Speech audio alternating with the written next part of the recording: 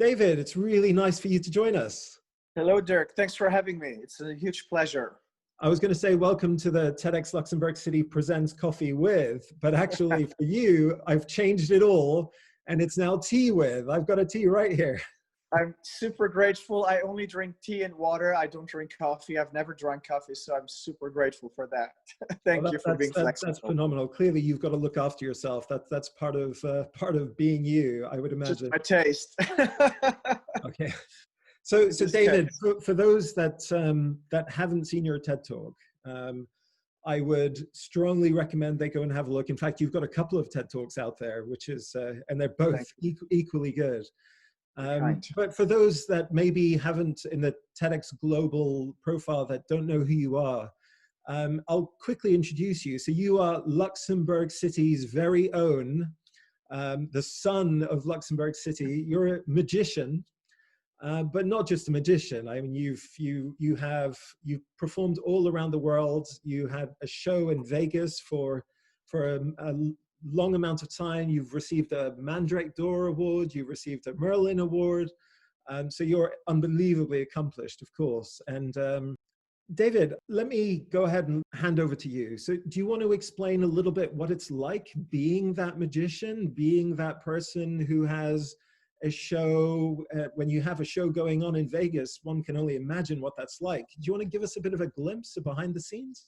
Yes, I'd be happy to. I think being a performer, or in this case, a Las Vegas headliner, is pretty much like being a general entrepreneur. You work very hard, you work long days, you're passionate about what you do normally, you love it.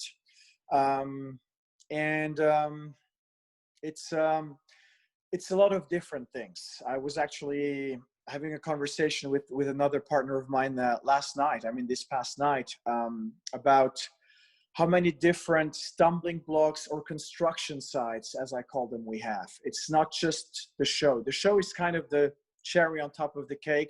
That's the fun moment. That's me being on stage and sharing the results of my work with the audience, sharing my vision, sharing my point of view, my perspective, and hoping that they like it. The pre-work is all about research. It's practicing. It's trial and error. It's testing new material that may or may not work. It's marketing it. It's having to sell tickets. It's promoting your brand. It's trying out other stuff that is never going to work or see the light. And that takes up a whole day most of the time. Like right now in this pandemic, we have no shows. None of the performers that I know have live shows because all live events have been quote unquote forbidden, or we just try to be safe and stay safe and keep everybody safe.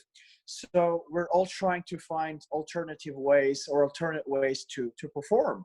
So there's Zoom, there's other platforms, there's Facebook. I put together a series of effects that I teach in Luxembourgish and in English every day. So that's a couple of hours of researching new, easy material for beginners, videotaping it myself because my team and I are not together right now. I'm editing it myself, so that takes up a couple of hours. At the same time, I'm researching Zoom. I'm developing new skill sets such as video editing, Photoshop, and all that stuff that can become handy in the future. So it's a big package. It's not just the performing. It's choosing music. It's finding a story. It's finding the framing for the piece of magic and so much more. So that's what a normal day of an illusionist, or I would say every other performer, looks like. I remember being in my mid-20s and David Copperfield still touring, and we were together with a friend of ours. And I was naive despite already being a professional. I said, what does David do the whole day? He only has 3 shows. And Todd looked at me, only, and the whole preparation, the setup, it's insane. And people don't see that, which is fine. We should just keep the beautiful in front of them. And there's a magic scholar who had this saying, and it was readapted, paraphrased by Doug Henning, which was, you make the difficult look easy and then you make the easy look difficult. Right. And that's just for the performance part. Everything else around it, ideas you play with, different concepts which are not even performance related. There's so much. And I just love it. It's fascinating. You touched on this briefly, but you know, when looking at what it is that you used to do up until this point, and clearly things have changed quite considerably for you, but you know, you're talking about, it's not only managing your image, but it's managing the person that you are. It's your level of fitness and just performing these magic tricks. I'm sure that can't be easy to come up with something that other people haven't already done. I mean, it's a little bit like a comedian who has to develop new jokes, but in your case, I mean, I would imagine that developing magic is just so much more difficult. But okay, to a certain extent, you're almost used to it. There's a process. Yes. You know more or less what's going to work because you've done it for such a long time, and people before you have done it for such a long time.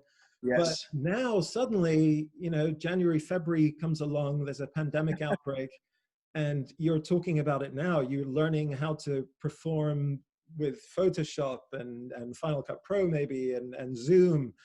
But what's it like now? I mean, how has things changed? How do you perform for a camera as opposed to a live stage? The advantage I have, and I'm super grateful for that, is I've worked for TV. I've done a lot of TV performances, and I would say that it's very similar. The thing when I perform, when I do my series, the Magic at Home series, I look at the camera, I envision the audience at home, and I talk to people. I don't talk down on people. I don't talk at people. It's a dialogue. In my head, it is a dialogue, and I know everyone is at home watching. So I'm very grateful to have that baggage, that history that allows me to work like that. As for the actual performance, the vital part of magic performance is missing, and that's the interaction. In the sense that, as opposed to theater, even though magic is theater, I think it's the most encompassing art form we have. There's music, there's dancing, there's blocking, there's acting. We have 3 scripts in our heads to make the magic work. What you see, what I have to think, what I'm hiding at the same time. It's such a full art form, a theatrical art form. What's missing now is that we as magicians who are used to working with an audience, because the magic happens in your brain makes the magic happen, really. It's not what I do, it's what you do with what I do. It's your reaction to it that creates the magic. That's kind of lost. So we have to find ways to circumvent that, to play around with that. And we've come up with ways. Let's take Zoom, for example, where you have a moderator, and in advance you decide, okay, these spectators are going to be the people I'm going to interact with, because I can have this 100 people talk to me at the same time, or react or applaud. You know, these things are gone, and you have to just go, okay, if you want to react, you know, press your reaction button and I'll see your applause. It's completely different. But that again, it's also about, why do you do it? Why do you perform? I know I have friends, I have colleagues who do perform for the applause. They're hungry for the attention, the recognition.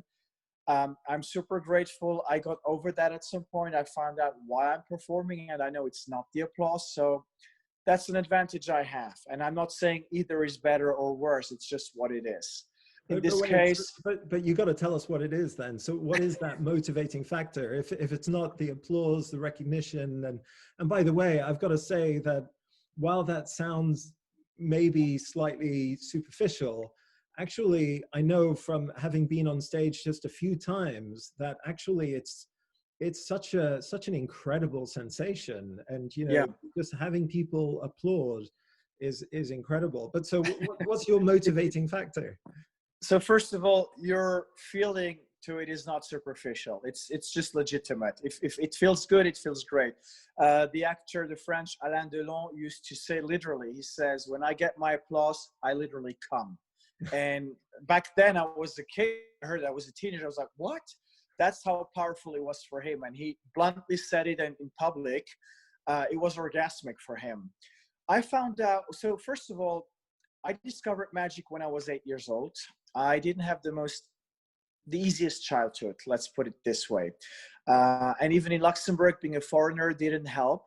So when I discovered magic and performed my first piece of magic publicly for my schoolmates, they started accepting me as one of theirs. So I became a an existing visible human being. It was not, I'm better than them, I know something they don't know. It was, hey, I exist, I'm part of the tribe. That's how it started. I started existing. Magic helped me exist, and it helped me have a voice. And over the years, I found out that I just love sharing this with people, and I have this hope somewhere deep inside, because I know that there are people out there who don't have it easy. And magic is a way to forget your worries. It's a way to experience the beautiful, to experience the magical, and to know there's something beautiful out there, something stronger than us out there, but it's also within us. So I hope to inspire people. I hope to motivate people. And it took me a lot of acting training with my friend Gaston in Germany to figure that out, because for a long time, I really believed it was the applause. And we watched videos of me, and he said, David, do you notice then that when at the end of the show, people applaud, you walk back? And I told him, yes, I've realized it. And somehow it's too much. And he said, I know, your soul does not need that. You need the moment of the performance, but once that's done, you want to retreat. And I said, yes. And actually in life, I am a loner. I don't need the attention. When I'm in a group of people, I'm probably the quietest person in the room. I watch everyone, I listen and absorb, but I'm not saying much. And some friends even kind of, told me that. They're like, David, when we're at a party or at an event, you leave the party. You know everything about everyone. No one knows anything about you. And it's true. It's true. I'm very interested in people. I'm fascinated by humans, but I rarely talk about myself. So is this where that name comes from, the International Man of Mystery? Is that part of it? I wonder, people started calling me that. It's always, even family, relatives were at some point like, oh, they're playing the mystery man. And I'm like, it's not a game. It's just who I am. I'm uncomfortable, talking about my personal life or what I do. And it's just, it's part of my job. But, like Michael Jackson, who I mentioned earlier, was one of the shyest person I've ever met. He was so uncomfortable around people. And yet on stage, he was, superhuman. And I'd like to take this opportunity also just to refer back to your TED Talk, because you mentioned having a slightly uncomfortable childhood growing up. You exposed part of that in your TED Talk, which I thought was so incredible to watch. Because you grew up with a condition called synesthesia, is that right? Yes. So, also, and yeah. certainly, let's not get into it here, but I'll put the link underneath here, and I'd certainly recommend that people go and see that. It was really a touching performance at all. Thanks. Thanks. So I guess just to kind of bring all this together, what would you have as a message to the audience who are watching this? Things are clearly changing an awful lot, and it doesn't necessarily need to be a message about now. It can be just maybe something you've lived by. But considering everything, what would be the message to the TED audience that are watching? I think I have an analogy that I use when I talk about my experience on stage, and maybe that's actually an interesting message for everyone, especially nowadays. I compare my interaction with the audience, and that's a big element that's missing with the virtual shows nowadays. I always compared it to a heartbeat. There's two analogies.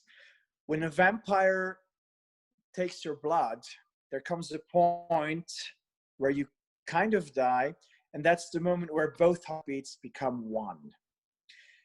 And I've always used that analogy for my performance on stage. The performer starts with his or her own heartbeat, and the audience as a whole have their heartbeat. And my goal is to, at the end of the show, have both entities have the same heartbeat. And I think that's done through listening to each other, through exchanging our energies.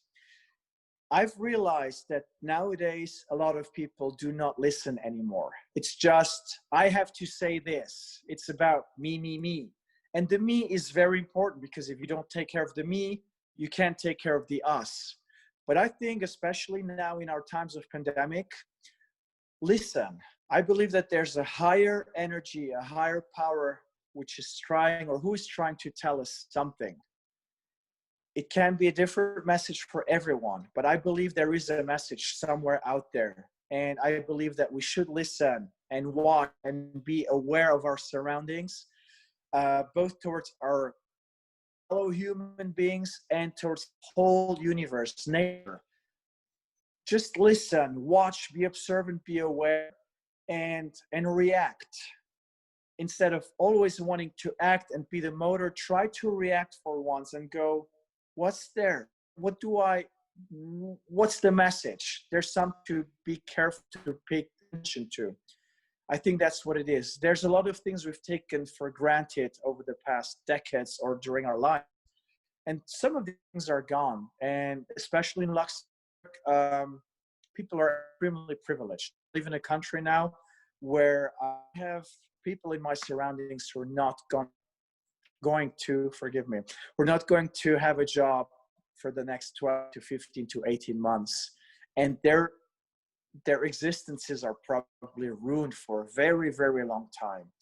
And I have friends in Luxembourg, I have acquaintances in Luxembourg who complain because they can't go on holiday anymore. They can't go to the hairdressers anymore. And I'm going, relax, just look at the big picture, listen and see what's going on. I think that's what it is. Be more compassionate, be kind, but listen and find the lesson in what's going on. How are you going to react to this pandemic? And how are you going to keep implementing lesson in it? I don't think it's a momentary thing. I think we should take a gift out of this and keep it and carry it with us for the next, for a lifetime, so to speak. That's wonderful. Absolutely. Listen, it couldn't be a more important message. David, thank you very, very much for having some tea with me, for sharing some time with me. Thank you for the tea. I hope to talk to you soon. Be well. Thank you. Bye-bye. Bye. Bye.